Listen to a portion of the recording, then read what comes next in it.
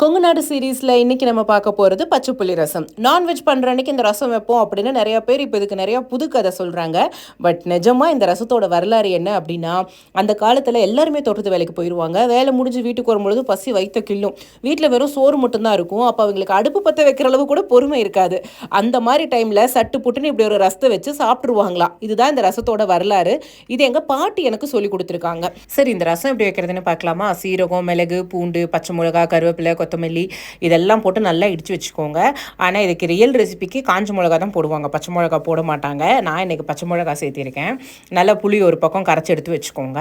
இதுக்கு சின்ன வெங்காயம் போட்டால் தான் ருசி சூப்பராக இருக்கும். பொடி பொடியாக நறுக்கின சின்ன வெங்காயத்து கூட நம்ம இடித்து வச்ச சாமானெல்லாம் உள்ளுக்குள்ளே போட்டு கொஞ்சமாக கல்லுப்பும் போட்டு நல்லா கையில் பிசைஞ்சிடணும். ஃபஸ்ட்டு கையில் பிசைஞ்சிட்டு அப்புறம் தான் அந்த புளி தண்ணியை உள்ளே ஊற்றணும்.